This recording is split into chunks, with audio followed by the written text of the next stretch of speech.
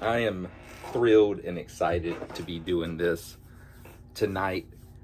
I want you to know first that I miss each and every one of you, and I can't wait until we are doing this in person again. But tonight, I want to talk about one of my favorite stories, and I'm sure a lot of you have heard part of this story, but it's the story of Samson. And Samson was a guy with tremendous strength, but if we look through his whole story, we'll see that he's basically undone by his own decisions. And I think that's a lot of how we live our life, that where we get undone by our own decisions. So the story of Samson is in the book of Judges. It's Judges 13 through 16. And I just want to point out the similarities between Samson's walk with God and our walk with God, and what that leads to in our lives, in Samson's life and in our life. So, starting in chapter 13, an angel came to tell Samson's parents that they were going to have a kid. And the kid is to be dedicated to God. And in Judges 13:5, it says, "Because you will conceive and give birth to a son, no razor may be used upon his head, because the boy is to be a Nazirite, set apart to God from birth." And when we accept Christ, that's what we are. We're dedicated to God. We've been bought with a price, because Christ died for us. And as Samson gets older, he wants to get married. And in Judges 14, he goes to his parents and tells them that he's found somebody, that's not usually how it goes. You know, back then marriages were arranged. But in Judges 14, 1 through 3, says, "Samson went down to Timnah and saw a young Philistine woman. When he returned, he said to his father and mother, 'I have seen a Philistine woman in Timnah. Now get her for me as my wife.' His father and mother replied, 'Isn't there an acceptable woman among your relatives or among our people? Must you go and get a Philistine wife?' But Samson said to his father, 'Get her for me. She is the right one for me.'" How often do we just want what we want? We can't be reasoned with. We just want it, and nothing's going to stop us from getting it. And I think that's true. I know it's true in my life. I want what I want sometimes to the detriment of myself. But it goes on, and Samson is repeatedly undone by the things that he wants. So later on in this same chapter is Judges 14. Go to verse 15. Samson, leading up to this, they're having a marriage ceremony, and Samson gives a riddle. And nobody could answer the riddle. And it picks up there, it says, "On the fourth day, they said to Samson's wife, 'Coax your husband into explaining the riddle for us, or we will burn you and your father's household to death. Did you invite us here to rob us?' Then Samson's wife threw herself on him, sobbing, 'You hate me. You don't really love me. You've given my people a riddle, but you haven't told me the answer.' Samson says, 'I haven't even explained it to my mother and father. So why would I explain it to you?' She cried the whole 7 days of the feast. And so on the seventh day, he finally told her, because she continued to press him. She in turn explained the riddle to her people. So Samson was betrayed by his wife. Samson repeatedly gets betrayed over and over again by people that he thinks cares about him, or people he puts trust in. So we move to Judges 16, and we'll start at verse 1 here, 1 to 4. It says, one day Samson went to Gaza where he saw a prostitute. He went to spend the night with her. So once again, he sees what he wants, and he just goes for it. The people of Gaza were told, Samson is here. So they surrounded the place and lay in wait for him all night at the city gate. They made no move during the night, saying, at dawn we will kill him. But Samson lay there only until the middle of the night. Then he got up and took hold of the doors of the city gate, together with 2 posts, and tore them loose, bar and all, and lifted them on his shoulders and carried him to the top of the hills that face Hebron. So basically he had to break his way out of there because he's in the wrong situation again. Now we'll move into the part of the story that most people know of Samson and Delilah.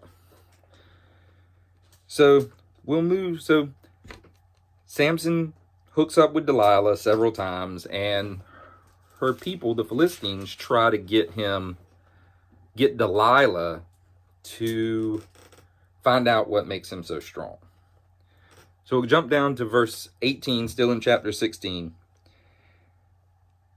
And it says, if I can find it. When Delilah saw that he had told her everything, she sent word to the rulers of the Philistines.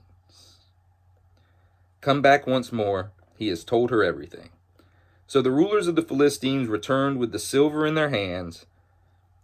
Having put him to sleep on her lap, she called to a man to shave off his hair and his braids, and so began to subdue him, and his strength left him. So, once again, Samson is putting his trust into the wrong people. And that has consequences, because we see that the Lord finally left him. His head was shaved, and the Lord left him. And sometimes we do that too. I'm not going to say leave, because that's a hard word, but sometimes we can't hear God because of the choices that we make. So it goes on, and Samson is humiliated in his sin. So it says in verse 21, same chapter, it says, the Philistines then seized him and gouged out his eyes and took him down to Gaza, binding him with bronze shackles, and they set him to grinding wheat in the prison. And then it's 25. It says, they were at a festival, the Philistines were. It says, while they were in high spirits, they shouted, bring out Samson to entertain us. So they called Samson out of the prison, and he performed with him. So this once great man is reduced to grinding wheat and performing for his enemies. But in that point, often at our lowest, we always circle back to God. And that's what Samson did. In verse 28, he says, then Samson prayed to the Lord, O sovereign Lord, remember me. O God, please strengthen me just once more. And let me get one blow. With one blow, let me get revenge on the Philistines for my 2 eyes. Then Samson reached toward the 2 central pillars on which the temple stood, bracing himself against the right hand on one and his left on the other. He said, let me die with the Philistines. And he pushed with all his might. So, it just goes to show you that no matter what we do, we go back to God faithfully, God will accept us back. No matter what we've done, no matter what happens. So there's 3 things that I want you to take from this. God doesn't have rules to keep things away from us. He has rules in place because he knows what's best. We don't stroke out on our own, you know.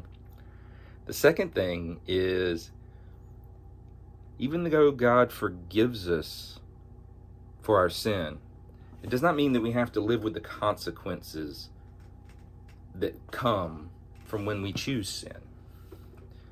Samson had his eyes gouged out and had to die, basically, because of it.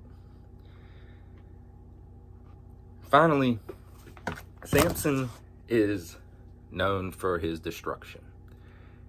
He destroyed men, he destroyed gates, he destroyed lives, he destroyed lions, he destroyed women. That's what we know Samson for today. Although Samson is a man of God and considered great in the faith, Samson is known for what he destroyed. Do you want to be known for what you destroy, following your own desires? Or do you want to be known for following God and building things up? I love you guys, and I can't wait to see you again. And today for worship, we're going to be doing Give Me Faith. So, sing along with me.